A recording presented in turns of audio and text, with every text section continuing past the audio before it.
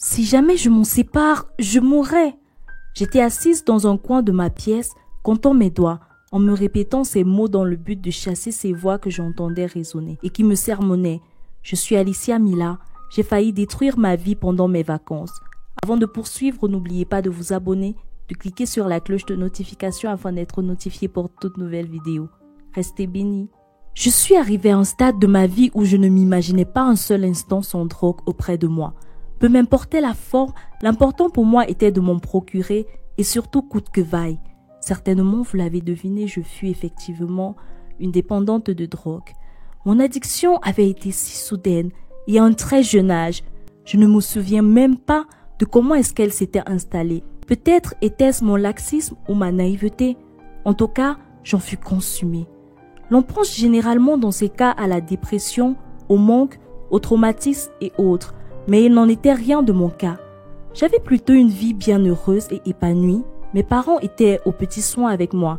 Ils m'avaient toujours tout accordé. C'était également le cas avec mes autres connaissances qui faisaient tout pour me voir heureuse. Malheureusement, je n'ai pas su comment profiter de cette grâce. Dès l'âge d'adolescence, j'avais certaines envies un peu tordues. Je m'explique. J'avais constamment envie de choses nouvelles.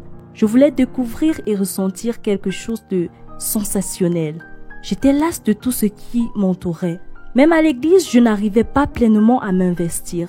Je ne voulais plus simplement voir les choses d'ici-bas, mais de passer au surnaturel. J'étais plutôt fascinée à chaque fois qu'un pasteur ou un fidèle partageait sa vision ou une parole que Dieu lui avait dite. Mais pourquoi est-ce que je n'arrive pas à atteindre ce niveau? Je veux atteindre une nouvelle dimension, m'exclamai-je un jour en face de mon père. Tu peux atteindre ce niveau, mais cela prend du temps. Tu dois beaucoup grandir dans la foi et surtout beaucoup travailler ton intimité avec Dieu. Tout ceci en passant par la prière, la méditation constante de la parole et surtout la louange et adoration, m'expliqua-t-il. Mais comment ça grandir, papa? Depuis que je suis née, j'ai toujours été dans l'église. Et puis regarde, la sœur Gilda qui l'autre jour nous a partagé une de ses visions. Elle est beaucoup plus jeune que moi. Pour ce qui est de la prière, tu sais que je prie beaucoup. Nous partageons même des moments ensemble et je prends également du temps pour cela toute seule. Et membre de la chorale que je suis, question de louange, c'est une affaire de tous les jours. Alors je ne comprends pas pourquoi et comment cela ne m'arrive pas également. C'est trop injuste, dis-je pour finir. Mon père me regardait avec un air un peu déçu et compatissant à la fois. Quant à moi, je n'étais pas prête à baisser les bras. Dieu devait me parler coûte que vaille. C'est ainsi que je me mis à la recherche de tout ce qui pourrait m'aider dans ce sens. Les conseils des frères et sœurs ou encore du pasteur sonnaient comme une chanson dont je connaissais non seulement les paroles, mais aussi la partition. Alors je me dis que peut-être la solution ne se trouvait pas à l'église, raison pour laquelle j'étendis mon champ de recherche plus loin. Je me mis à lire des livres sur l'existentialisme ou alors la spiritualité. Mais ils me parurent super bizarres. Alors je m'en éloignai. Puis un jour, revenant d'une commission, j'étais en vacances chez mamie. J'entendis une bande de jeunes parler de quelque chose de particulier. Je l'ai pris et la minute d'après, j'étais complètement transportée. C'est comme si je planais. C'est comme si j'étais sur une autre planète. Dit le premier et au second de répondre. Moi également, ça m'a fait cet effet la première fois. Et récemment, j'en ai même trouvé une bien meilleure. Je me rapprochai d'eux pour en savoir plus. Cela juste par simple curiosité. Et ils me contèrent les merveilles de la drogue. Ils me firent comprendre que sniffer c'est comme un ticket pour l'autre monde. En entendant cela, bien sûr, je fus surprise mais surtout ravie. J'avais peut-être là un moyen, le moyen d'arriver à mes fins, me dis-je en moi-même. Je me décidai cependant d'y réfléchir, mais je ne pus le faire pour longtemps. J'avais comme un feu qui brûlait en moi. Il fallait absolument que j'essaie. Je me rendis à cet effet au même endroit, mais je fus déçue en apprenant que cela coûtait aussi cher. Cependant, je ne fus pas découragée. J'avais quelques économies que je réunis et m'achetai ma toute première dose. Une fois en possession, je devais trouver un moyen de le consommer, mais le plus important, ne pas me laisser prendre par qui que ce soit. Au début, je me dis que c'était une bonne cause. Je trouvais juste un moyen assez rapide de me connecter à Dieu.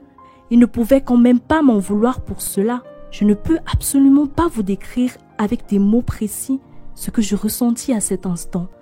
Je ne sais pas si c'était bon ou mauvais. Tout ce que je peux dire, c'est que je ne me souviens de rien.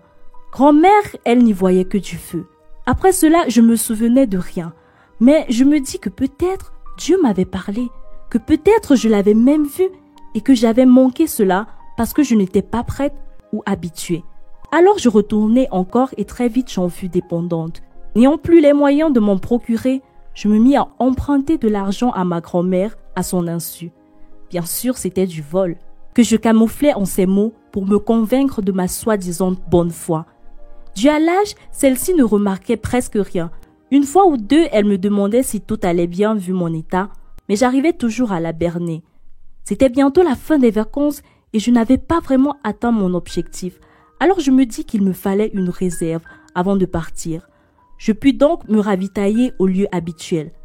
De retour à la maison, je pus cacher pour un début cette petite habitude, mais plus le temps passait, plus mon besoin s'accentuait et plus j'en avais, juste pas envie, mais besoin.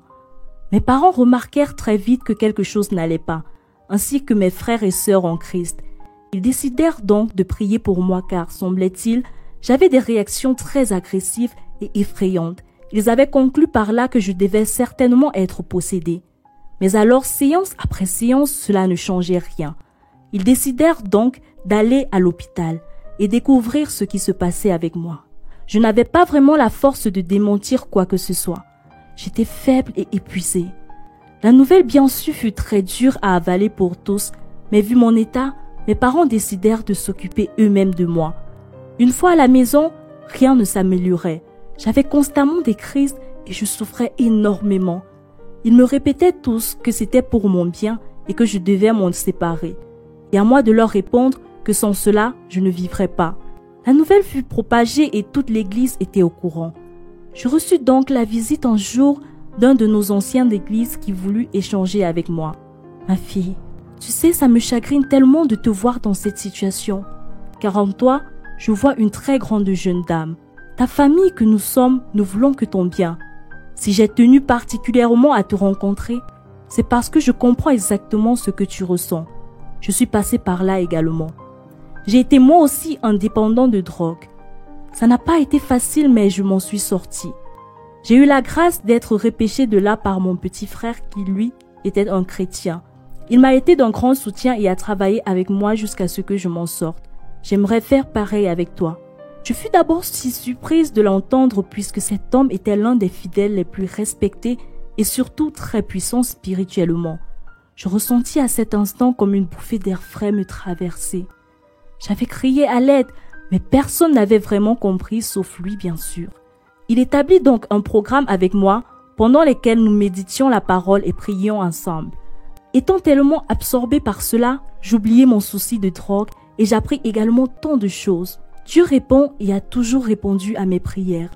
Au travers des autres, mais moi, j'étais si focalisée sur le côté extraordinaire que j'en étais passée à côté.